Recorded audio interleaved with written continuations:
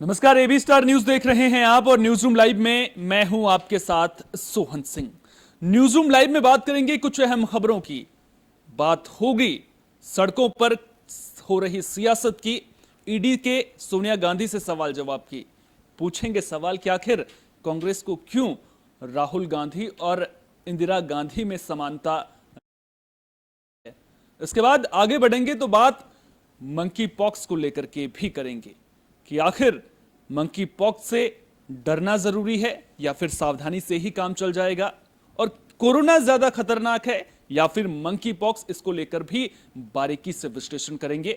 आगे बढ़ेंगे तो नजर डालेंगे ड्राई स्टेट गुजरात में जहरीली शराब के कहर पर सियासी जहर क्यों उबल रहा है, आखिर सियासत परवान क्यों चढ़ रही है, और सवाल यह भी पूछेंगे कि पूर्ण शराबबंदी के बावजूद बिहार और गुजरात जैसे राज्यों में जहरीली शराब से मौत के मामले जो हैं वो अक्सर सामने क्यों आते रहेंगे। और आखिर में बात कॉमनवेल्थ गेम्स को लेकर के भी करेंगे। 2 दिन बाद कॉमनवेल्थ गेम्स शुरू होने हैं, लेकिन 2 दिन पहले ही भारत के पदक जीतने की उम्मीदों को बड़ा झटका कैसे लगा है, इस पर भी विश्लेषण करेंगे। सबसे पहले बात करेंगे सड़कों पर हो रही सियासत की और एक तस्वीर की जो सोशल मीडिया पर खूब सुर्खियों में दिख रही है। दरअसल एक तस्वीर सोशल मीडिया पर वायरल हो रही है। कांग्रेस के ट्विटर हैंडल से इस तस्वीर को शेयर किया गया है। इस तस्वीर में आप देखेंगे कि एक तरफ आपको इंदिरा गांधी नजर आएंगी, दूसरी तरफ राहुल गांधी नजर आएंगे। ये प्रदर्शन जो राहुल गांधी आज कर रहे थे जब उन्हें हिरासत में लिया गया तब की तस्वीर है। इंदिरा गांधी की वो तब की तस्वीर है जब 1977 में आम चुनाव के बाद इंदिरा गांधी प्रदर्शन कर रही थी। लेकिन सवाल यह कि एक कहावत है कि तस्वीर जो है वो 100 शब्दों के बराबर में होती है। एक तस्वीर आपको पूरी कहानी को बयां करती हुई नजर आएगी, लेकिन उससे भी बड़ी बात यह है कि अगर उस तस्वीर को ही गलत नजरिए से पेश किया गया हो तो फिर उस पर आप क्या कहेंगे। कहीं ना कहीं वो तस्वीर आपको दिग्भ्रमित भी कर सकती है। इस तस्वीर को लेकर के भी कुछ इसी तरह की बात कांग्रेस की ओर से करने की कोशिश की गई है, क्योंकि कांग्रेस पार्टी जहां एक तरफ ये दिखाने की कोशिश कर रही है कि राहुल गांधी सत्य के लिए प्रदर्शन कर रहे हैं, ईडी की कार्यशैली को लेकर के सवाल उठाते हुए नजर आ रहे हैं, वहीं आपको बता दें कि इंदिरा गांधी ने जो ये प्रदर्शन वो कर रही थी उन्होंने किसी भी एजेंसी के खिलाफ नहीं किया था। ये 1977 में जब आम चुनाव हुए थे उसके बाद की उनकी तस्वीर है। तो फिर इस तस्वीर के जरिए किस समानता को दिखाने की कोशिश कांग्रेस पार्टी की ओर से की जा रही है, यह समझ से परे है। देश में जिस तरह का माहौल देखने को मिल रहा है उससे लोगों को बड़ी परेशानी हो रही है। लोगों की परेशानी केवल सियासी बयानबाजी से ही उजागर नहीं हो रही है। दरअसल जिस तरह के हालात हैं, कांग्रेस पार्टी सड़कों पर प्रदर्शन कर रही है, जगह जगह जाम लगा हुआ है। कांवड़ यात्रा की वजह से पहले ही जाम की स्थिति उत्पन्न हो रही थी, लेकिन ऊपर से कांग्रेस पार्टी ने भी प्रदर्शन कर दिया, तो ऐसे में जो दिक्कतें हैं उन पर चार चांद लगते हुए नजर आ रहे हैं।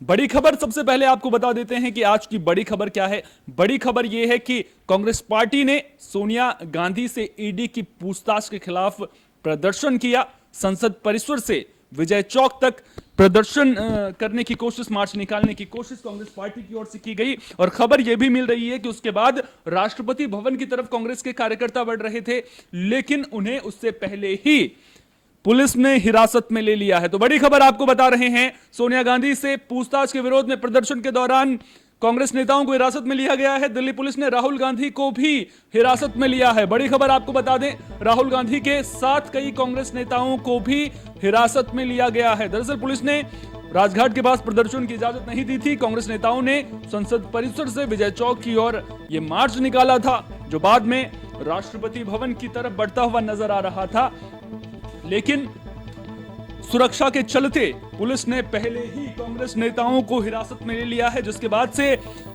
कांग्रेस के बड़े नेता लगातार ये दिखाने की कोशिश कर रहे हैं। कांग्रेस का ट्विटर हैंडल भी पूरी तरह से सक्रिय हो चुका है और जिन लाइनों का जिक्र किया गया है वो लाइनें अपने आप में बहुत कुछ बयां करती हुई नजर आ रही हैं।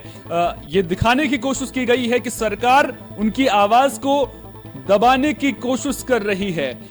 एक तरह से चुनौती देने की कोशिश भी उन लाइनों के जरिए की गई है कि आप बांध मुझे जंजीरों में, यानी कि आप हम पर जितना मर्जी दबाव बनाइए, हम पीछे नहीं हटने वाले हैं। कुछ इस तरह से दर्शाने की कोशिश कांग्रेस पार्टी की ओर से की गई है। लेकिन क्या सचमुच में विपक्ष की आवाज दबाई जा रही है? क्योंकि जिस तरह के ट्वीट राहुल गांधी ने किए हैं, उनसे यह दर्शाने की कोशिश जरूर की जा रही है, लेकिन असल सच्चाई क्या है उस पर भी बारीकी से विश्लेषण करेंगे। हमारे सहयोगी विश्वनाथ सिंह हमारे साथ में यहां पर मौजूद हैं। विश्वनाथ, जिस तरह से कांग्रेस पार्टी अब प्रदर्शन करती हुई नजर आ रही है, सड़कों पर खूब सियासत देखने को मिल रही है और आप सुबह से तस्वीरें देख भी रहे हैं, किस तरह की तस्वीरें सामने आ रही हैं। असल मुद्दे जो देश के हैं उनको लेकर के भी कांग्रेस पार्टी की ओर से प्रदर्शन करने की कोशिश की जाती है। लेकिन आज की अगर मैं आपसे तस्वीर पूछूं तो किस तरह की तस्वीरें निकलकर सामने आई हैं? तस्वीरों की अगर बात करें तो प्रदर्शनकारी जो हैं वो पूरे विचार विमर्श करके, मतलब एकदम से बैठे हुए हैं तसल्ली के साथ कि अगर जब तक भी कार्रवाई चलेगी तब तक वो बैठे रहेंगे। और किस तरह की कार्रवाई हो रही है सोनिया गांधी से, वो उनसे जिस तरह की भी पूछताछ हो रही है, सुनने में आ रहा है कि मतलब जानकारी के मुताबिक कि पता चला है कि 5 बजे तक भी पूछताछ चल सकती है। मतलब ईडी उनसे 5 बजे तक पूछताछ कर सकती है। तो प्रदर्शनकारियों की उसमें राय आई है कि मतलब हम 5 बजे के बाद भी बैठे रहेंगे अगर इस तरह का कुछ माहौल बनता है। और वो पूरे माहौल बना के वहां बैठे हुए हैं। तो माहौल बनाने की कोशिश कांग्रेस पार्टी की ओर से की जा रही है। बहुत बहुत शुक्रिया विश्वनाथ आपका। तो कहीं ना कहीं कांग्रेस पार्टी की ओर से, जिस तरह से हमारे सहयोगी विश्वनाथ ने बताया कि माहौल बनाने की कोशिश की जा रही है, इससे पहले कि जब सोनिया गांधी से पूछताछ हुई थी उसका भी हम आप यहां पर जिक्र कर देते हैं। सोनिया गांधी से पूछताछ ईडी के द्वारा की गई थी, लेकिन वहां पर सोनिया गांधी ने खराब स्वास्थ्य का हवाला दिया था, जिसके बाद उन्हें जल्द ही छोड़ दिया गया था। उसके बाद आज एक बार फिर से सोनिया गांधी को बुलाया था और आज उम्मीद देखी जा रही है कि ये जो पूछताछ है वो लंबी चल सकती है। लेकिन बात सिर्फ पूछताछ की नहीं है। पूछताछ में कई सवालों के जवाब सोनिया गांधी पहले दे चुके हैं, कई और सवाल भी उनसे पूछे जाएंगे। और ये जो पूरा मामला है वो आज का नहीं है, ये मामला बहुत पुराना है। इससे पहले आपको याद होगा कि किस तरह से राहुल गांधी से भी पूछताछ की गई थी नेशनल हेराल्ड केस को लेकर के, और यंग इंडिया कंपनी में शेयर्स को लेकर के सवाल पूछे गए थे। Young India limited, AJL, National Herald, इन तमाम पहलुओं को लेकर के कि जो 50 लाख रुपए देकर कैसे करोड़ों की संपत्ति पर मालिकाना हक दिखाने की कोशिश की गई, वो तमाम सवालात इससे जुड़े हुए जो हैं वो कांग्रेस नेताओं से, राहुल गांधी से और सोनिया गांधी से पूछे जा रहे हैं। अब ऐसे में कांग्रेस पार्टी की दिक्कतें बढ़ती हुई नजर आ रही हैं और ईडी की कार्यशैली को लेकर कांग्रेस पार्टी सवाल उठाती हुई नजर आ रही है। लेकिन एक बार फिर से उस तस्वीर का जिक्र जरूर करेंगे जिसके जरिए कांग्रेस पार्टी सहानुभूति तोड़ने की कोशिश भी कर रही है। हमारे वरिष्ठ सहयोगी दिवाकर विक्रम सिंह जी, हमारे एग्जीक्यूटिव एडिटर हमारे साथ मौजूद हैं। दिवाकर जी, एक तस्वीर, इंदिरा गांधी की समानता राहुल गांधी से दर्शाने की कोशिश की जाती है। इंदिरा गांधी जब प्रधानमंत्री थी, उनके फैसले आपको याद होंगे, आयरन लेडी के नाम से उन्हें जाना जाता था। राहुल गांधी अध्यक्ष पद अभी संभालने के लिए तैयार नहीं है। जब देने की कोशिश की गई उन्हें तो सहमति उन्होंने नहीं दर्शाई उस पर। दूसरी तरफ कई नेताओं में नाराजगी भी है उनके नेतृत्व करने को लेकर के, और जिस तरह की छवि उन्होंने मार्केट में बनाई है, मैं राजनीति के मार्केट की बात यहां पर कर रहा हूं, तो कहीं ना कहीं जो समानता दर्शाने की कोशिश की गई है कितनी जायज, और वो तस्वीर क्या कह रही है? सोहन, इस पर एक टिप्पणी मैं जरूर करना चाहूंगा कि राष्ट्रवादी कवि दिनकर की पंक्तियां प्रस्तुत करके कांग्रेस ने जिस मेधा का इस्तेमाल सोशल मीडिया पर करने को किया, अगर वास्तविक मुद्दों के साथ वो मैदान में उतरते तो ज्यादा बेहतर करते। रही बात जिन तस्वीरों की, तो इतिहास गवाह है और सबसे बड़ी बात है कि वर्तमान पीढ़ी जो अपने पुराने अनुभवों के साथ इन मुद्दों को जानती और समझती है। 1977 में जब ये धरने पर बैठी थी तो उस समय इंदिरा गांधी का जो राजनीतिक करियर था, बड़े मुश्किलों का वो दौर था, क्योंकि देश में उनके खिलाफ नाराजगी थी। और उसके बाद मोरारजी भाई प्रधानमंत्री बने थे, 1977 का वो दौर था, और इंदिरा गांधी के स्टेट्समैन थी, जन नेता थी, और उनका जुड़ाव पब्लिक से था, तो उसके पीछे कारण थे। शायद इस बात का मूल्यांकन न तो राहुल गांधी कर पा रहे हैं, सोनिया गांधी पर हम टिप्पणी नहीं कर सकते, लेकिन प्रियंका भी नहीं कर पा रही हैं। अब उस ऑरा को अगर अपने में समाहित करें तो सिर्फ इतिहास के ही आधार पर आप वर्तमान नहीं बना सकते, इतिहास से सबक लेना चाहिए। जहां तक सबक का सवाल है तो एक व्यक्ति को केंद्र में रख करके हमेशा, चूंकि सत्ता हमारे हाथ में रही, तो दूसरा व्यक्ति अगर आया किसी पार्टी से, किसी विचारधारा से संबद्ध है और आप उस पर व्यक्तिगत आक्षेप करते रहे, तो उसका एक ही हश्र होगा कि आज मुश्किल यह है कि शायद राहुल गांधी, कांग्रेस के लोग या कांग्रेस की वो समर्थक ये समझ ही नहीं पा रहे हैं कि जितना इस तरह के धरना प्रदर्शन हो रहे हैं, बहुत ही रसातल में कांग्रेस जा रही है। सवाल यह है कि जब ईडी एक संस्था है, एक मनी लॉन्ड्रिंग या गलत तरीके से किसी पैसे को समायोजित करने का प्रयास किया गया, जिसको समझना चाहिए, तो उस मामले में न तो किसी की गिरफ्तारी अभी हुई है। हालांकि हम आपको बता दें सोहन कि ये दोनों जमानत पे छूटे हुए हैं, सोनिया गांधी और राहुल गांधी, ये पूरे देश को जानना चाहिए और देश पूरा जानता है। अब उस मामले में सुब्रमण्यम स्वामी जो बहुत जानकार हैं, उन्होंने एक मामला दायर किया था और सारी बातों पर ईडी वही सवाल, 25 सवाल पिछली बार पूछे गए थे और एक भी सवाल का माकूल जवाब वो नहीं दे पाई हैं। और बात ये जो निकल के आई कि उन्होंने मोतीलाल वोरा का नाम ले लिया, एक दिवंगत व्यक्ति जो हमेशा कांग्रेस के लिए समर्पित रहे, अंत तक आप जानते हैं, व्यक्तिगत रूप से कई बार उनसे हमारी मुलाकात हुई है, समर्पित कांग्रेसी नेता थे, वरिष्ठ नेता थे। इन मुद्दों के आधार पर अगर किसी पैसे का इधर उधर मामला हुआ है तो वो आपके पूछताछ में आ जाएगा, उससे आप बच ही नहीं सकते। अब उसको आधार बना करके इस लोकतंत्र में 135 करोड़ के आवाम को आप अपने समर्थकों को, या जो इस तरह से लिख रहे हैं, सोशल मीडिया पे एक्टिव हैं, उनको तो आप बहुत खुश कर सकते हैं। अहम सवाल मैं आपसे पूछना चाह रहा हूं। दरअसल ईडी पूछताछ करती है, सोनिया गांधी से कर रही है, इससे पहले राहुल गांधी से भी पूछताछ की थी। ऐसे में सड़क पर प्रदर्शन के जरिए कांग्रेस क्या दिखाने की कोशिश कर रही है, मैं ये आपसे समझना। मैं यही बात तो नहीं है कि जब भी पूछताछ होती है और विशेष करके सोनिया और राहुल से, तो ये पूरा का पूरा कांग्रेसी, और न सिर्फ दिल्ली में बल्कि उस ऑफिस के सामने जहां ये पूछताछ हो रही, बल्कि पूरे देश में जहां भी कांग्रेस, वैसे तो मृतप्राय संगठन है, लेकिन उसमें भी एक जान आ जाती। कारण यही है कि व्यक्ति पूजा करते करते एक ऐसी स्थिति आ गई है कि अब कांग्रेस के नीति निर्धारकों को यह समझ में, रणनीतिकारों को यह समझ में नहीं आ रहा है कि वास्तव में विरोध कैसे किया जाए। सड़क पर प्रदर्शन तो तब करिए जब आपका मुद्दा हो, जब एक संस्था, जो एक संवैधानिक संस्था है, जो वॉच करती है, जब उसका काम पूछताछ करने का है, तो आप पूछ, और कहा भी जाता है सोहन, आप सुने होंगे, हम पूछताछ में पूरा सहयोग करेंगे।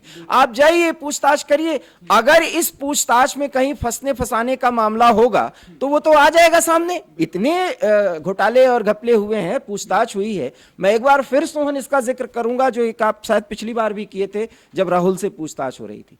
नरेंद्र मोदी जो वर्तमान प्रधानमंत्री हैं, गुजरात में जब एसआईटी गठित की गई थी और उनके इन्वॉल्वमेंट पर जो बलवा हुआ था, जो वहां पर दंगा फसादात हुए थे, जो जाने गई थी, तो यह माना गया था कि नरेंद्र मोदी ने ऐसा करवाया था। खुल के बात कर रहा हूं। और नरेंद्र मोदी से पूछताछ हुई थी। नरेंद्र मोदी उस समय पूछताछ के लिए जाते थे, तब तो भारतीय जनता पार्टी ने उनके पीछे कुनबा नहीं लगाया था। यही है, वहां व्यक्ति पूजा नहीं हुई और उस पूछताछ में गिरफ्तारी भी हो सकती थी। और मुख्यमंत्री थे, 5-5, 7-7 घंटे पूछताछ होती थी।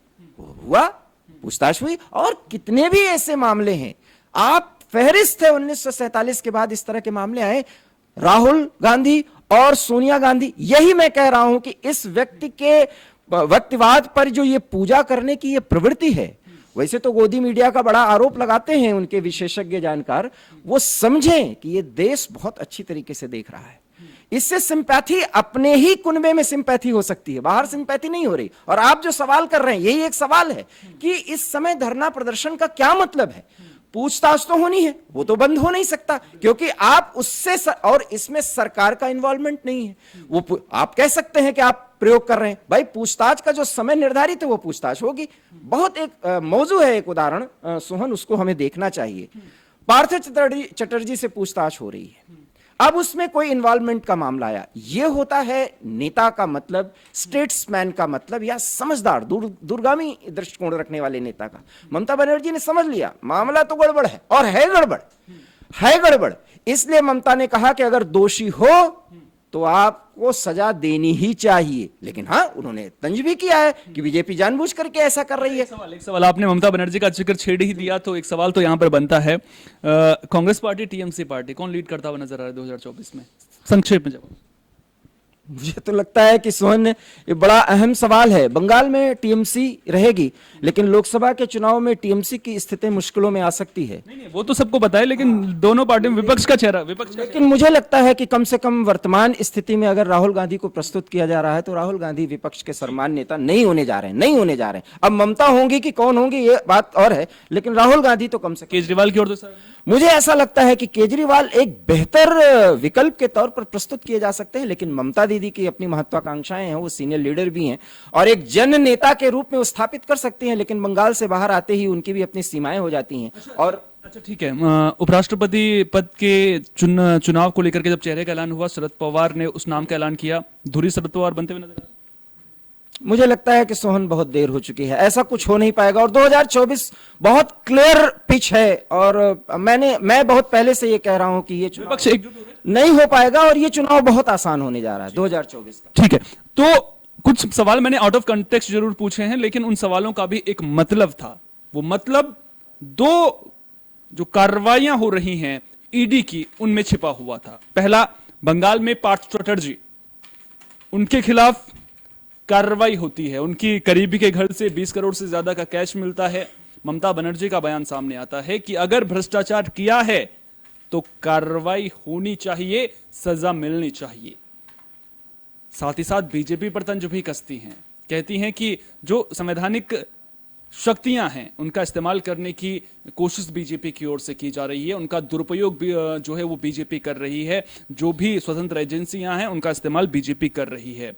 ईडी की कार्यशैली को लेकर सवाल उठाना कोई नई बात नहीं है। जब भी इस तरह से छापेमारी भी होती है तो इस तरह के सवाल ईडी के सामने जरूर खड़े होते हैं, लेकिन ईडी अपना काम कर रही है। दूसरी तरफ कांग्रेस पार्टी है, सोनिया गांधी से पूछताछ होती है, राहुल गांधी से पूछताछ होती है। कांग्रेस के कार्यकर्ता, कांग्रेस के बड़े नेता दिल्ली को जाम कर देते हैं, जमकर प्रदर्शन किया जाता है, पुलिस इजाजत नहीं देती है, उसके बावजूद मार्च निकाला जाता है। तो ऐसे में हिरासत में अगर लिया जाता है तो फिर वो एक कानूनी प्रक्रिया के तहत उन्हें हिरासत में लिया गया है। लेकिन सवाल ये कि क्या प्रदर्शन एक नेता के लिए होता रहेगा? जिन देशहित के मुद्दों की बात कांग्रेस पार्टी करती है, उन मुद्दों के साथ में इस वक्त प्रदर्शन क्यों नहीं होता है? क्यों उन्हें आवाज देने की कोशिश नहीं की जाती है? सवाल इसलिए अहम है क्योंकि आगे 2024 की लड़ाई है। 2024 से पहले कई राज्यों में विधानसभा चुनाव होने हैं और कांग्रेस के सामने सबसे बड़ी चुनौती अपने जनाधार को मजबूत करने की है। लेकिन क्या सोनिया गांधी और राहुल गांधी की पूछताछ के दम पर जो कांग्रेस पार्टी है वो खुद में एकजुट हो पा रही है? यह भी अपने आप में बड़ा सवाल है, क्योंकि कांग्रेस पार्टी के अपने नेता पार्टी छोड़ करके जाते हुए भी नजर आ रहे हैं। कांग्रेस के सामने चिंताएं बड़ी हैं, लेकिन इस तरह से अगर एक नेता के लिए प्रदर्शन देखने को मिलेंगे तो वो चिंताएं बढ़ती हुई ही नजर आएंगी, वो कम नहीं होंगी। सवाल यह भी कि आखिर कांग्रेस पार्टी को अगर 2024 की लड़ाई सचमुच में लड़नी है तो फिर संगठन के एक नेता अध्यक्ष के चुनाव करने में इतना वक्त क्यों लग रहा है, यह भी बड़ा सवाल है। लेकिन जो आज हो रहा है, सबसे पहले हम उसी पर रहते हैं कि कांग्रेस पार्टी सड़कों पर प्रदर्शन कर रही है। देश में महंगाई, गरीबी, भ्रष्टाचार, बेरोजगारी जैसे मुद्दे भी हैं, लेकिन उसके बावजूद सड़क पर सियासत खूब हो रही है। तस्वीरें दिखाकर, इंदिरा गांधी का नाम लेकर सिंपैथी लेने की कोशिश भी जरूर की जा रही है, लेकिन क्या कांग्रेस पार्टी सिंपैथी ले पाएगी, यह अपने आप में देखने वाली बात होगी। अब बात एक और खबर की कर लेते हैं और यह खबर आंखें खोल देने वाली है। गुजरात से जो तस्वीर सामने आ रही है वो तस्वीर हैरान करने वाली है। ड्राई स्टेट गुजरात, यानी कि जिस गुजरात में शराबबंदी कानून लागू है, उस गुजरात में जहरीली शराब पीने से 20 से ज्यादा लोगों की मौत हो जाती है। जो आंकड़ा फिलहाल सामने आ रहा है उस आंकड़े के मुताबिक जो है 28 लोगों की मौत गुजरात में हो चुकी है। लेकिन सबसे बड़ा सवाल यह कि आखिर जिन राज्यों में शराबबंदी लागू है वहां शराब बेचने का काम कौन कर रहा है, वहां शराब खरीदी कैसे जा रही है, वहां शराब पहुंच कैसे रही है? क्या सचमुच में राजनीतिक संरक्षण इन लोगों को मिला हुआ है? क्योंकि अब शराब के जहर पर सियासत का जहर भी भारी पड़ता हुआ नजर आ रहा है। ग्राफिक्स के जरिए सबसे पहले एक नजर पूरी खबर पर डाल लेते हैं। तो गुजरात में जहरीली शराब से मौत के मामले सामने आए हैं और एक दो नहीं बल्कि 20 से ज्यादा लोगों की मौत हो चुकी है, जो अब अपने आप में कई सवाल खड़े करती हुई नजर आ रही है। 20 से ज्यादा लोगों की मौत हो चुकी है, 40 अस्पताल में भर्ती हैं, यानी कि जो मौत का आंकड़ा है वो लगातार बढ़ता हुआ भी जा रहा है। अहमदाबाद और बोटाद जिले में जहरीली शराब का कहर ये देखने को मिला है। रोजित के पास नभोई गांव में लोगों ने जहरीली शराब पी थी, जिसके बाद लोगों की तबीयत बिगड़ने लगी थी। पेट दर्द और उल्टी होने पर उन्हें अस्पतालों में भर्ती किया गया था और जब अस्पताल में भर्ती किया गया तो उसके बाद मौत के मामले भी सामने आने लगे और अब एसआईटी को पूरे मामले की जांच भी सौंप दी गई है। तो गुजरात में जहरीली शराब का तांडव लगातार देखने को मिल रहा है। पुलिस दावा कर रही है मारे गए लोगों ने शराब नहीं सीधे केमिकल पिया था, इस तरह की बात पुलिस के द्वारा कही जा रही है। इमोस कंपनी के गोदाम मैनेजर जयेश उर्फ राजू की संदिग्ध भूमिका भी सामने आ रही है। इसमें पुलिस इस तरह का दावा करती हुई नजर आ रही है। जयेश ने रिश्तेदार संजय को 60,000 में 200 लीटर मिथाइल दिया था। संजय, पिंटू और बाकी लोगों ने मिथाइल से शराब तो नहीं बनाई, लेकिन केमिकल के पाउच शराब के नाम पर लोगों को सीधे दे दिए। सीधे केमिकल लोगों को दे दिया गया और जब लोगों ने वो केमिकल पिया तो उनकी मौत हो गई। इस तरह का दावा पुलिस की ओर से किया जा रहा है। सवाल क्या खड़े हो रहे हैं, शराबबंदी के बाद शराब गुजरात में कहां से आई, ये अपने आप में बड़ा सवाल है। शराबबंदी कानून का डर लोगों में क्यों नहीं है, ये अपने आप में अहम सवाल है, क्योंकि अगर कानून है तो डर होना चाहिए। शराबबंदी की आड़ में जहरीली शराब का कारोबार हो कैसे रहा है, यह भी अपने आप में सवाल है। और शराब के कहर पर सियासत का जहर क्यों उड़ेला अब जा रहा है, यह भी अपने आप में बड़ा सवाल है। 1960 में शराबबंदी गुजरात में लागू की गई थी, जब महाराष्ट्र से यह अलग हुआ था। 2017 में सरकार ने शराबबंदी से जुड़े कानून को और भी कठोर कर दिया था, क्योंकि एक आंकड़ा और मैं आपके सामने रखूंगा, 10 साल की जेल और 5 साल, माफ कीजिएगा, 5 लाख रुपए की सजा का प्रावधान भी है। केजरीवाल किस तरह से सियासत का जहर फैलाते हुए नजर आ रहे हैं। गुजरात में जहरीली शराब से मौतों को दुर्भाग्यपूर्ण केजरीवाल ने जरूर बताया है। गुजरात में चुनाव भी होने हैं, इस बात का भी मैं जिक्र कर दूं। शराबबंदी के बावजूद शराब बेचने वालों को मिल रहा है राजनीतिक संरक्षण, यह अरविंद केजरीवाल ने कहा है। जहरीली शराब बिक्री से मिलने वाले पैसे कहां जाते हैं, यह सवाल अरविंद केजरीवाल ने पूछा है। जहरीली शराब से मौत पर अरविंद केजरीवाल ने कहा है मामले में जांच की जरूरत है। तो ये वो तमाम सवाल हैं और जिस तरह से बातें निकलकर सामने आ रही हैं कि जहरीली शराब केमिकल पीने की वजह से हुई है, तो अब ऐसे में सवाल ये उठता है कि आखिर केमिकल लोगों तक जब पहुंचा तो क्या लोगों को इस बात की भनक नहीं लगी कि उन्हें केमिकल दिया जा रहा है। और सबसे बड़ा सवाल यही है कि ड्राई स्टेट किस बात का है, जब आप धड़ल्ले से शराब की बिक्री हो रही है और अगर 2016 से पहले 2011 से 2016 तक के 5 सालों के आंकड़ों पर नजर डालें तो मौतें इस दरमियान हुई थी, वो पश्चिम बंगाल में इस तरह के सबसे ज्यादा मामले सामने आ रहे थे जहरीली शराब से मौत को लेकर के। लेकिन अगर गुजरात की बात करें तो इसी दौरान 800 से ज्यादा लोगों की 2011 से 2016 के बीच का आंकड़ा मैं आपके सामने प्रस्तुत कर रहा हूं। 816 के करीब लोगों की वहां पर जहरीली शराब पीने से मौत हो गई थी, जबकि 1960 से ही गुजरात में शराबबंदी का कानून लागू है। तो ऐसे में शराब की बिक्री गुजरात में धड़ल्ले से कैसे हो रही है। गुजरात में शराब को लेकर के बॉलीवुड में फिल्में भी बन गई हैं। शाहरुख खान की फिल्म रईस आपने देखी होगी, किस तरह से शराब का कारोबार वहां पर किया जा रहा है। लेकिन सवाल यह कि अगर शराब का कारोबार गुजरात में किया जा रहा है तो फिर गिरफ्तारियां पहले क्यों नहीं हो रही हैं? क्या जहरीली शराब से मौत का इंतजार किया जा रहा है? हमारी सहयोगी सपना हमारे साथ में यहां पर मौजूद हैं। सपना, जहरीली शराब से एक के बाद एक 20 से ज्यादा लोगों की मौतें हो चुकी हैं, 28 लोगों की मौतें हो चुकी हैं, जो आंकड़ा अभी तक सामने आ रहा है। अब ऐसे में सवाल यह उठता है कि एक राज्य जहां नाम के लिए शराबबंदी कानून लागू है, बिहार में भी शराबबंदी कानून लागू है, वहां पर किस तरह के हालात जहरीली शराब से मौत के मामले सामने आते हैं वो किसी से छुपे हुए नहीं है। गुजरात में भी अब इस तरह के मामले सामने आ रहे हैं। तो क्या केवल नाम के लिए शराबबंदी कानून है? और ताजा अपडेट क्या है पूरे मामले को? देखिए, इसको लेकर एसआईटी का गठन करने की बात हुई है और साथ ही साथ आईजी ने ये बात बोली कि FSL कोई टीम है उसे गठन किया जाएगा और वो जो है वो सैंपल, हाँ सैंपल, हाँ वो नमूने चेक करेगी और फिर जो है आगे कार्रवाई की जाएगी इसको लेकर। और अभी फिलहाल यही अपडेट सामने आया कि मामले की जांच की जाएगी, SIT को सौंपी जाएगी। और जिस तरीके से मामले सामने आते हैं वो अपने आप में सवाल छोड़ देते हैं। सबसे ज्यादा कई इसको लेकर नेता भी आरोप लगा रहे हैं, कांग्रेस के कई नेताओं के आरोप लग रहे हैं। वो लोग भ्रष्टाचार को लेकर आरोप लगा रहे हैं कि भाजपा के राज में इस तरीके से जो चीजें हो रही हैं लगातार, तो उसको लेकर वो आरोप लगा रहे हैं कि कैसे मतलब इसको लेकर पुलिस अभी भी मतलब वहां पर कहने को तो शराबबंदी है मगर फिर भी शराब बिक रही है, कैसे बिक रही है, इसमें कुछ कौन कौन अधिकारी हैं जो इन्वॉल्व हैं, ये सबसे बड़ा सवाल है। सोहन, सियासत होती हुई भी नजर आ रही है। अरविंद केजरीवाल जिस तरह से कह रहे हैं आगे चुनाव भी हैं, तो क्या विरोधियों को एक मौका मिलता हुआ नजर आ रहा है आगे के चुनाव को देखते हुए?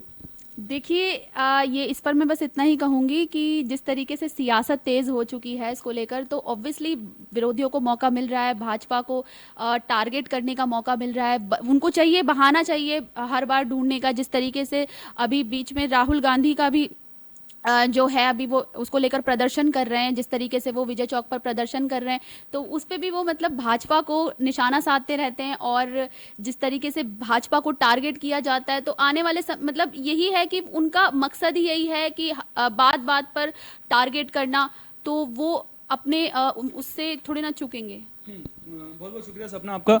तो लेकिन जिस तरह से गुजरात से ये खबर सामने आती है, जहरीली शराब लोगों को परोसी जाती है, नभोई गांव में लोग बैठकर जहरीली शराब पीते हैं और उसके बाद 28 लोगों की अब तक मौत हो चुकी है। बड़ा सवाल यह है कि एक ड्राई स्टेट जहां पूर्ण शराबबंदी लागू है और आज से नहीं 1960 से ही लागू है, वहां शराब पहुंच कैसे रही है?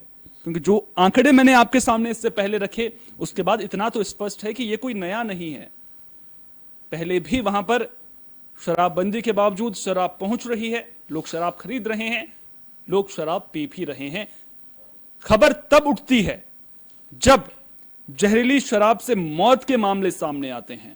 हमारे वरिष्ठ सहयोगी, हमारे एग्जीक्यूटिव एडिटर दिवाकर विक्रम सिंह इस खबर पर भी अपनी राय रखने के लिए हमारे साथ में यहां पर मौजूद हैं। सियासत को लेकर के बाद में सवाल मैं आपसे पूछूंगा, लेकिन सबसे पहले बिहार से अक्सर इस तरह की खबरें सामने आती हैं, गुजरात से अमूमन इस तरह की खबरें सामने आती हुई हमने नहीं देखी हैं, लेकिन अब जब खबर सामने आई है तो उसके बाद कहीं ना कहीं गुजरात सरकार घिरती हुई नजर आ रही है पूरे मामले को लेकर। देखिए सोहन, मेरा यही सवाल था, शायद बीच में मैंने आपको इशारा किया कि मुझे कुछ बताना है। देखिए अरविंद केजरीवाल के सवाल बहुत मौजू हैं और ये बताना पड़ेगा गुजरात सरकार को, क्योंकि शराबबंदी कानून है और शराबबंदी के बाद भी गुजरात स्टेट बढ़ते हुए स्टेट के रूप में सामने आया है, दशक से अधिक बीत चुके। अब ऐसे में जब चुनाव का मौसम आया है तो ये पूछा जा सकता है कि भैया शराबबंदी कहां। अब आपने एक बार बार जिक्र किया कि ये शराब आता कहां से है, तो मैं आपको बता दूं, क्योंकि मैं उसके मैकेनिज्म को पूरी तरह से समझा दूं। महाराष्ट्र के बॉर्डर से ये शराब आता है और इस शराब के गुजरात में एंट्री पर जो है पूरा एक माफिया लगा हुआ है। इस माफिया का इन्वॉल्वमेंट निश्चित रूप से राजनीतिज्ञों से है, चाहे वो भारतीय जनता पार्टी के हों, कांग्रेस के हों, कोई भी हो। और देखिए माफिया का कोई आप कह नहीं सकते कोई राजनीतिक, हाँ संरक्षण मिलता है। केजरीवाल के जो प्रश्न है वो बहुत मौजू हैं और इससे अगर कोई सहमत नहीं होता तो ये गलत है, क्योंकि ये गुजरात जैसे स्टेट में जहां पर शराबबंदी है, मैं फिर याद दिलाऊंगा सोहन कि शराबबंदी के बाद भी ये दावा किया जाता रहा है भारतीय जनता पार्टी की सरकार से और वर्तमान जो मुख्यमंत्री वो भी कह सकते हैं। और इस तरह के शराबबंदी कानून के तहत पिछले 1-2 सालों में इस तरह की घटनाएं हुई, हालांकि इस तरह से मौतों की घटनाएं सामने नहीं आई। एक पूरे के पूरे पाउच में, सॉरी टू से मुझे कहना पड़ा है, जहर का जहर भरा रहे और उसको शराब के तरफ पर परोस दिया जाए और उसको अगर मास तरीके से मिलाया नहीं गया, उसको पहुंचाया नहीं गया बॉर्डर के अंदर से, तो वो कैसे सफल हो गया। इसलिए यहां पर केजरीवाल ने जो सवाल उठाया है वो तो मौजू है और इसकी SIT से जांच होनी चाहिए और जांच में अगर इस पर गुजरात सरकार की तरफ से क्लियरेंस नहीं आया तो ये एक बहुत बड़ा मुद्दा बनेगा और बनना चाहिए। अच्छा ठीक है, अरविंद केजरीवाल ने जो सवाल उठाए वो मौजूद हैं, उनमें मेरी भी कोई दो राय नहीं है, क्योंकि अगर इस तरह के मामले सामने आ रहे हैं तो कहीं ना कहीं उस पर जांच होनी चाहिए। राजनीतिक संरक्षण अगर मिल रहा है तो फिर वो शराब जब खरीदी जा रही है उसका पैसा कहां तक पहुंच रहा है उसकी भी जांच होनी चाहिए। लेकिन क्या सियासत का जहर उड़ेलने की कोशिश भी आप इसे कह सकते हैं? चुनाव नजदीक। एक सवाल उठाया है, मैं उनको नहीं मान सकता सोहन, क्योंकि एक पत्रकार के रूप में इतनी बात तो है कि इसकी जांच होनी चाहिए। और देखिए यही बात अगर ये आरोप लगा दिया विपक्ष के नेता के तौर पर, और आप जान ही रहे हैं कि अरविंद केजरीवाल और कांग्रेस की मुश्किलें वहां भी बढ़ने वाली हैं, क्योंकि अरविंद केजरीवाल कांग्रेस का स्थान लेने की कोशिश कर रहे हैं और हो सकता है वो सफल न हो जाए। और नंबर 2 ही 3 की लड़ाई है, नंबर 1 पे भाजपा है आज भी। हाँ, इन मुद्दों से के आने के बाद अगर ऐसी स्थितियां होती हो, ऐसे इतना बड़ा फर्क नहीं पड़ेगा। लेकिन मैं आपको बता दूं कि अरविंद केजरीवाल ने यही कहा कि इनको राजनीतिक संरक्षण प्राप्त होता है। और हाँ सोहन, होता है, ऐसा होता है। और अगर इसमें किसी पार्टी का छुट भैया ने, ऐसा तो नहीं है कि मुख्यमंत्री पर या किसी पे आरोप लग रहे हैं, लेकिन बिना संरक्षण के, और राजनीतिक संरक्षण तभी मिलता है, और उसमें जो पुलिस प्रशासन है, जो स्थानीय प्रशासन है, जो आबकारी विभाग है, वो उसमें कहीं ना कहीं वो कोरिलेट करते हैं, वो उसमें उसके साथ एक पक्ष के रूप में जुड़े होते हैं। ऐसे में जो सवाल किया गया कि संरक्षण प्राप्त है, इसकी जांच होनी चाहिए, तो एक विपक्षी नेता के तौर पर तो यह सवाल उठाया जा सकता है। बहुत बहुत शुक्रिया आपका। तो अब पूरे मामले को लेकर के धीरे धीरे तार खुलने की उम्मीद भी नजर आ रही है, जो राजनीतिक संरक्षण की बात कही जा रही है। क्योंकि जब इस तरह के मामले सामने आते हैं तो इसमें होता क्या है, जो छोटी मछलियां हैं वो तो फंस जाती हैं, लेकिन जो बड़े लोग हैं वो कहीं ना कहीं बच जाते हैं। लेकिन अब जब एसआईटी पूरे मामले की जांच करेगी, जब एसआईटी, क्योंकि मुख्य आरोपी गिरफ्तार हो चुका है, जयेश उसका नाम है, वो गोदाम मैनेजर बताया जा रहा है, उसकी गिरफ्तारी के बाद जब उससे पूछताछ होगी तो क्या उन बड़े नामों का खुलासा होगा जो शराब के कारोबार के पीछे जिनका असल हाथ है, जो शराब लोगों तक पहुंचाने का काम कर रहे हैं। क्योंकि बड़े नामों का खुलासा होना बेहद जरूरी है, वरना गुजरात में शराबबंदी महज नाम के लिए ही रहेगी। देखना दिलचस्प होगा कि इस पूरे घटनाक्रम में आगे और क्या कुछ जानकारी सामने आती है। करीब 10 लोगों को हिरासत में ले लिया गया है, लेकिन जिस तरह से 28 मौतें सामने आई हैं, वो कहीं ना कहीं गुजरात सरकार की कार्यशैली पर, प्रशासन पर कई सवाल छोड़ जा रही हैं। उम्मीद करेंगे कि आने वाले दिनों में इन सवालों के जवाब जरूर मिलेंगे। अब बात एक ऐसे खतरे की भी कर लेते हैं जो अब देश में धीरे धीरे बढ़ता हुआ नजर आ रहा है। दुनिया के 71 से ज्यादा देशों तक यह खतरा पहुंच चुका है। 16,000 से ज्यादा लोग इसकी चपेट में भी आ चुके हैं और भारत में भी 4 मामले सामने आ चुके हैं। हम बात कर रहे हैं मंकी पॉक्स के खतरे की। लेकिन क्या मंकी पॉक्स सचमुच में खतरनाक है? क्या सतर्कता से ही काम चल जाएगा या फिर डरने की भी कोई बात है? ये सवाल इसलिए अहम है क्योंकि जब दिल्ली में इसका मामला सामने आया, चौथा मामला दिल्ली से सामने आया था, उसमें जिस शख्स में मंकी पॉक्स के लक्षण पाए गए हैं उसकी कोई विदेश से ट्रैवल हिस्ट्री नहीं थी, यानी कि वो विदेश से भारत नहीं आया था, वो भारत में ही मौजूद था। अब उस तक ये मंकी पॉक्स का संक्रमण कैसे पहुंचा, ये अपने आप में बड़ा सवाल है। लेकिन एक ऐसी बीमारी जिसे 70 से भी ज्यादा साल दुनिया में आए हुए हो चुके हैं। 1950 का वो दौर था, पोलियो उस वक्त पूरी दुनिया में हावी था। पोलियो से बचाव को लेकर के टीके की खोज की जा रही थी, ये कोशिश की जा रही थी कि पोलियो का इलाज मिल सके। बंदरों पर टेस्ट किए जा रहे थे। और ऐसे ही डेनमार्क के कोपेनहेगन शहर में एक लैब थी, वहां भी बंदरों को रखा गया था। अब वहां क्या होता है कि बंदरों में चेचक जैसे लक्षण दिखने शुरू हो जाते हैं। जब जांच की जाती है तो फिर मंकी पॉक्स वायरस मिलता है और फिर मंकी पॉक्स के मामले सबसे पहले बंदर में पाए जाते हैं। उसके बाद 1970 के करीब इंसानों में भी इसके मामले आने शुरू हो जाते हैं। लेकिन सबसे पहले इस तरह का भ्रम फैला हुआ था कि जो एशियाई बंदर हैं उनमें मंकी पॉक्स के मामले सामने आए हैं, वहीं से इसकी शुरुआत हुई है। लेकिन जब जापान, मलेशिया, भारत समेत तमाम एशियाई बंदरों पर टेस्ट किया गया तो उसमें मंकी पॉक्स की एंटीबॉडी नहीं मिली, यानी कि कई साल बीतने के बाद भी इसके ओरिजिनल सोर्स का पता नहीं चल पाया। और काफी लंबे अरसे के बाद जब 1970 के करीब में इंसानों में पहला कांगो में मामला सामने आया था, तो तब जाकर के पता चला कि जो इसका ओरिजिन सोर्स है वो अफ्रीका के देश है और अफ्रीका के देशों से फिर धीरे धीरे फैलता हुआ अमेरिका तक पहुंचा। उसके बाद ब्रिटेन में इसके मामले सामने आए और फिर सिंगापुर से भी इसके मामले सामने आए। चलिए ग्राफिक्स के जरिए मंकी पॉक्स को लेकर के एक नजर आपको कुछ जानकारी पर डाल लेते हैं कि आखिर मंकी पॉक्स है क्या, ये दुनिया में कैसे आया और इसके लक्षण क्या हैं, इन तमाम बातों पर नजर जरूर डाल लेते हैं।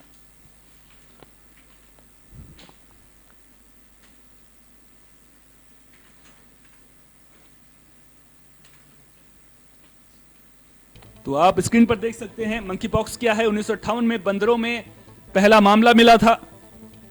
बंदरों पर परीक्षण किया जा रहा था। चेचक जैसे मंकी पॉक्स के लक्षण होते हैं, यानी कि चेचक की तरह ही दाने दिखते हैं शरीर पर। बेहद कम मामलों में मंकी पॉक्स घातक होता है, यानी कि मृत्यु दर इतनी ज्यादा नहीं होती है। 1970 में इंसानों में मंकी पॉक्स का पहला केस मिला था।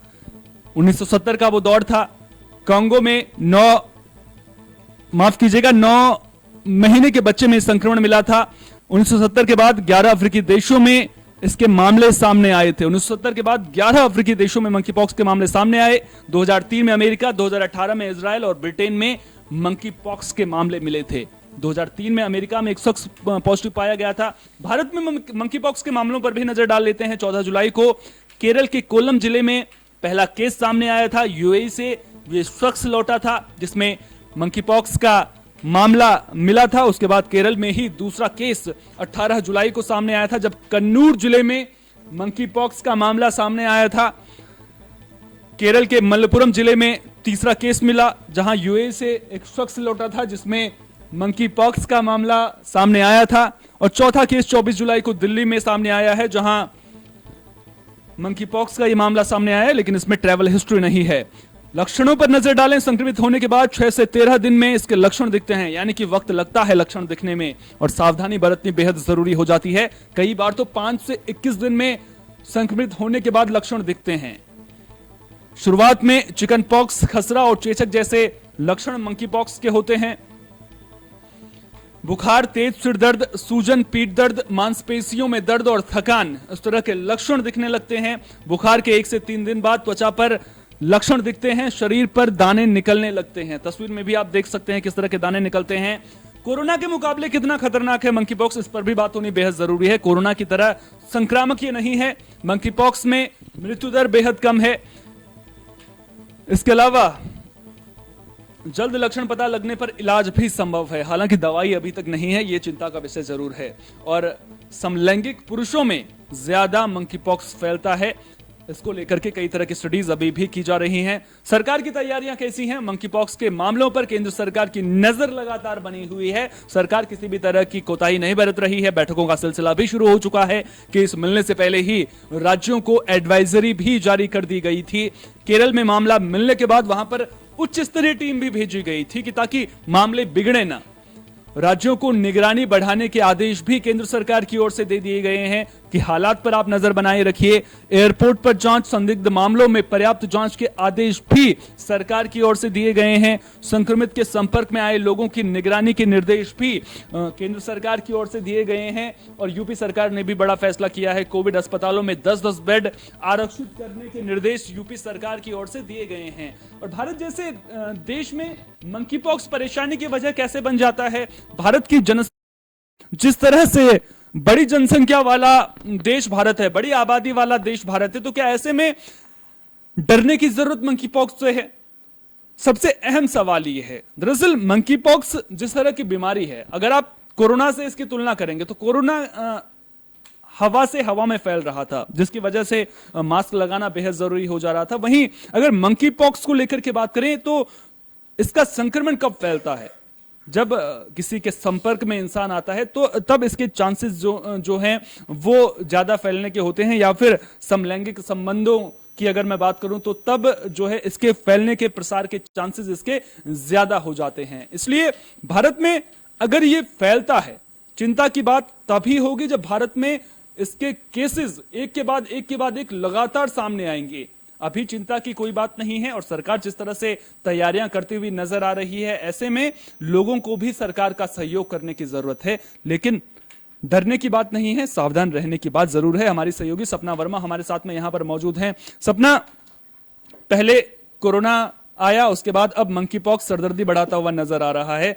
4 मामले देश में सामने आ चुके हैं और जिस तरह से 4 मामले सामने आए हैं उसके बाद लोगों के मन में मंकी पॉक्स को लेकर के जानने की जो एक होती है कि हमें मंकी पॉक्स के बारे में जानना है कि आखिर असल में ये है क्या और किस तरह से मामले सामने बढ़ रहे हैं, वो क्या सचमुच में परेशान करने वाले हैं। क्योंकि अगर आप देखें पहले के 3 मामले जो केरल से सामने आए थे उनमें ट्रैवल हिस्ट्री थी, विदेश से ये लोग आए थे, यूएई से आए थे, दुबई से ये लोग भारत आए थे, लेकिन दिल्ली वाला शख्स था उसकी तो कोई ट्रैवल हिस्ट्री भी नहीं थी। तो क्या भारत के लोगों को अतिरिक्त सावधानी बरतने की जरूरत है?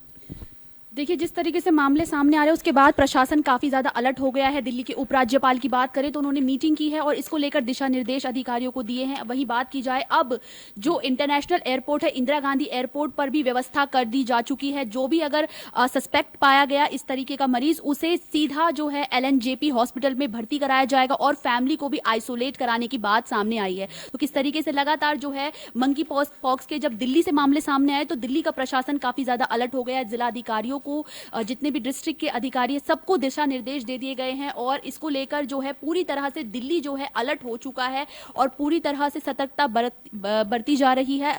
इसको लेकर साथ ही साथ एक टीम भी तैयार की गई है। स्वास्थ्य विभाग की ओर से 20 सदस्यों वाली टीम तैयार की गई है जो पूरी तरह से अलर्ट है और जैसे ही ऐसा कोई मरीज पाया जाता है तुरंत उसको भर्ती किया जाएगा, एडमिट किया जाएगा। और साथ ही साथ एक और बात सामने आई है कि पुणे के इंस्टीट्यूट का जिक्र सामने आया है, वायरोलॉजी इंस्टीट्यूट का जिक्र सामने आया है कि ऐसे मरीज को वहां भी भेजा जाने की संभावनाएं हैं, ऐसा बताया जा रहा है। तो किस तरीके से जैसे जैसे मंकी पॉक्स के मामले सामने आ रहे हैं, अगर बात करें इसके लक्षणों की तो सर दर्द और बुखार और जो नॉर्मल एक लक्षण होते हैं, जैसे कोरोना में बहुत से लोगों को लक्षण होते हैं, लेकिन इसका एक और लक्षण है, वो है स्किन के बारे में। स्किन को लेकर बात सामने आती कि स्किन पर कई तरह के जो होते हैं लाल, जैसे चेचक की बात करते हैं हम तो चेचक में दाने निकल आते हैं, तो सेम जैसा है इसमें भी वही चीज है कि आपके स्किन पे दाने निकल आते हैं लाल कलर के। तो बिल्कुल, और इसमें एक चीज और सामने आई है कि चेचक का जो इंजेक्शन है 85% कारगर है इसमें। बहुत बहुत शुक्रिया सपना आपका। तो जिस तरह से सपना ने बताया कि चेचक का इंजेक्शन कारगर है, लेकिन यहां पर एक जानकारी मैं आपको दे दूं, वायरस को चेचक का इंजेक्शन जो है वो खत्म नहीं करता है। चेचक का इंजेक्शन जो उसके लक्षण होते हैं उनको कम कर देता है, यानी कि प्रतिरोधक क्षमता जरूर बढ़ जाती है, लेकिन एक बात जो ये है कि इसका अभी तक पूरी तरह से इलाज नहीं है। साल बहुत सारे हो चुके हैं, पहले 15 में 1958 में सामने आया, उसके बाद 1970 में इंसानों में भी मामला सामने आया, लेकिन 50 साल इंसानों में मामला सामने के बावजूद ना कोई वैक्सीन है, ना किसी भी तरह की दवाई है। अब ऐसे में इंसान क्या कर सकता है, सावधान कैसे रहेगा? सबसे पहले तो जागरूक रहना बेहद जरूरी है। जितना आप जागरूक रहेंगे, जितना समझदारी से काम लेंगे, उतना ही आप अपना ख्याल रख पाएंगे। करना कुछ नहीं है, सावधानी बरतनी है। अगर आपको इस तरह के लक्षण दिख रहे हैं तो ऐसे में डॉक्टर से सलाह लेना बेहद जरूरी है। अगर आपको बुखार की दिक्कत हो रही है, तेज सरदर्द आपको हो रहा है, थकान महसूस हो रही है, मांसपेशियों में खिंचाव हो रहा है, या जो लक्षण हम आपको लगातार बता रहे हैं उन लक्षणों में से कोई भी लक्षण आपको दिख रहा है, तो फिर आपको सावधान हो जाना चाहिए, डॉक्टर से सलाह लेनी चाहिए। और जिस तरह से इसके लक्षण पता चलने में ही वक्त लगता है, और अगर आपको लक्षण पता चलते हैं, आपको लगता है कि कहीं मुझे मंकी पॉक्स तो नहीं हो गया है, तो ऐसे में सबसे मानसिक तनाव जो होता है वो लेने की जरूरत नहीं है, घबराने की जरूरत नहीं है। और चेचक का टीका, जिस तरह से सपना ने बताया, चेचक का टीका कारगर जरूर साबित होता है, लेकिन वो पूरी तरह से इलाज भी नहीं है। हमारे वरिष्ठ सहयोगी शोएब खान हमारे साथ में मौजूद हैं। शोएब जी, मंकी पॉक्स को लेकर के हम बात कर रहे हैं। जब मंकी पॉक्स को लेकर के बात कर रहे हैं, हमने बात की लक्षणों की, हमने बात की कि अभी तक इसका कोई टीका नहीं है। अब ऐसे में सावधानी एकमात्र बचाव हो जाता है कि हमें सावधान रहना है। वो कौन कौन से तरीके हो सकते हैं जिनसे हम सावधान रह सकते हैं? और भारत में जिस तरह से यूपी का भी आप जिक्र कर रहे थे कि औरैया में मामला सामने आया है, क्या वो रिपोर्ट सामने आ चुकी है? लक्षण दिख रहे थे, क्या पुष्टि हुई है?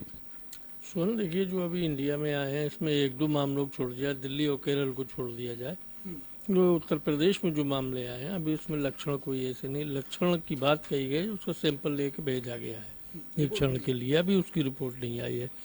लेकिन हाँ, ये जो डॉक्टरों का, चिकित्सकों से बात है, उनका ये कहना है खासतौर से ये बीमारी जो है विदेशों से, बंदरों से शुरू हुई है।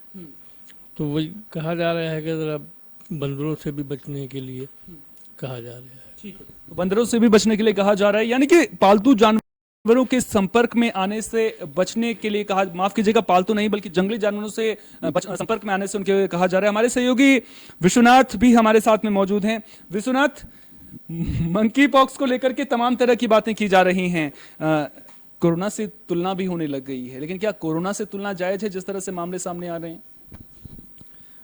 मंकी पॉक्स देखिए, अभी कोरोना महामारी से तो हमारा देश निकला ही था, निकला नहीं अभी, नहीं मतलब कोशिश में है। वैक्सीन बना ली तो ये एक अच्छी पहल थी, लेकिन ये जब से मंकी पॉक्स ने दस्तक दी है, काफी लोगों में एक भय का माहौल हो गया है और काफी लोग सहमे हुए हैं इससे कि मतलब ये किस तरह की बीमारी आ गई। बहुत लोगों तो इसके बारे में नाम ही नहीं पता था, ऐसा लग रहा था जैसे कि पहली बार नाम सुन रहे हैं। एक तो इसके जो लक्षण दिखा रहे हैं कि मतलब इस तरह के हाथ पे दाने आ जाते हैं, चेहरे पे इस तरह के दाने आते हैं, इस तरह के चेचक की तरह, तो लोग इससे काफी घबराए हुए हैं। हालांकि इसका बताया जा रहा है कि इसका इलाज है, ये इतनी भयभीत वाली बीमारी नहीं है। इलाज अभी नहीं है। बहुत बहुत शुक्रिया विश्वनाथ आपका तमाम जानकारी को हम तक मुहैया कराने के लिए। इलाज अभी नहीं है, हालांकि बचाव किया जा सकता है। हमारे वरिष्ठ सहयोगी, हमारे एग्जीक्यूटिव एडिटर दिवाकर विक्रम सिंह जी से भी हम संपर्क करने की कोशिश करते, लेकिन वो किसी तकनीकी कारण की वजह से उन्हें कुछ मीटिंग्स में जाना पड़ा है, जिसकी वजह से हम उनसे जुड़ नहीं पा रहे हैं। लेकिन मंकी पॉक्स को लेकर के अगर बात करें तो ऐसे में क्या किया जा सकता है? कोरोना से तुलना लगातार की जा रही है कि क्या ये कोरोना की तरह खतरनाक है?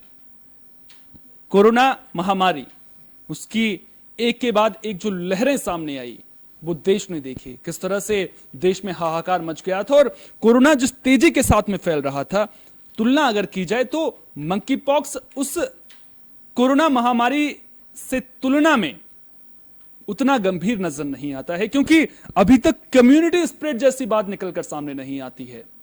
अगर भारत में कम्युनिटी स्प्रेड ये शब्द मंकी पॉक्स के साथ में जुड़ता है, तब भारत के लिए वाकई में टेंशन लेने वाली बात होगी। लेकिन जिस तरह से सरकार अलर्ट नजर आ रही है, क्योंकि अभी भारत के पास वो अनुभव भी है कोरोना महामारी से, जिस तरह से देश ने जंग लड़ी है, जिस तरह से कोरोना महामारी के खिलाफ भारत जिस मजबूती के साथ में उभर कर सामने आया है, जिसकी तारीफ दुनिया के तमाम देशों में भी हो रही है, ऐसे में मंकी पॉक्स से निपटने के लिए भारत सरकार, भारत के लोग पूरी तरह से सक्षम है। हां, एक शब्द मैं बार बार कह रहा हूं कि सावधानी बरतनी बेहद जरूरी है, और मेरे बार बार इस शब्द को कहने का मकसद सिर्फ यही है कि हम इस बीमारी को कतई भी हल्के में ना लें, क्योंकि ये मंकी पॉक्स किसी को भी हो सकता है।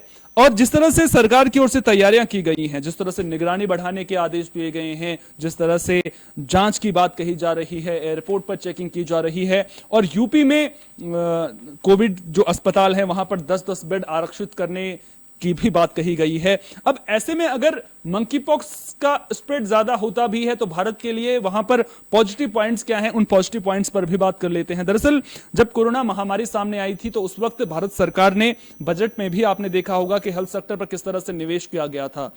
तमाम तरह के बजट राज्य सरकारों ने भी और केंद्र सरकार ने भी हेल्थ सेक्टर के लिए बनाए थे, और कोविड को लेकर के भी अलग से अस्पतालों का निर्माण किया गया था, कोविड अस्पताल बनाए गए थे, अस्पतालों में कोविड वार्ड बनाए गए थे। यानी कि अगर मंकी पॉक्स के मामले बढ़ते हैं तो इंफ्रास्ट्रक्चर के लिहाज से देखें तो भारत सरकार पूरी तरह से मजबूत आती है, अस्पतालों में वो व्यवस्था जरूर देखने को मिलती है। लेकिन चिंता की बात भारत में यह है कि जिस तरह से दिल्ली का एक शख्स मंकी पॉक्स से ग्रसित मिलता है और उसकी कोई ट्रैवल हिस्ट्री नहीं रहती है, अब ऐसे में वो न जाने कितने लोगों के संपर्क में आया होगा, क्या जिन लोगों के संपर्क में वो आया उन्हें भी मंकी पॉक्स का खतरा है। अगर ऐसा होता है तो इसे कम्युनिटी स्प्रेड, यानी कि एक लोगों से अगर बहुत ज्यादा एक कम्युनिटी में वो वायरस फैलता है तो ऐसे में खतरा बढ़ने के चांसेस ज्यादा बढ़ते हैं। जब दिल्ली में उस शख्स में मंकी पॉक्स के लक्षण मिले थे तो वो घबरा गया था, उसके बाद उसे काउंसलिंग भी दी गई थी, और अब जो स्थिति है वो सामान्य जरूर नजर आ रही है, लेकिन सावधानी बरतना बेहद जरूरी है, निगरानी रखना बेहद जरूरी है, तभी हम मंकी पॉक्स जैसी बीमारी को भी आसानी से हरा सकते हैं। आखिर में बात कॉमनवेल्थ गेम्स की भी कर लेते हैं। दरअसल कॉमनवेल्थ गेम्स की शुरुआत 2 दिन बाद हो रही है, लेकिन 2 दिन पहले ही भारत के लिए बुरी खबर आई है।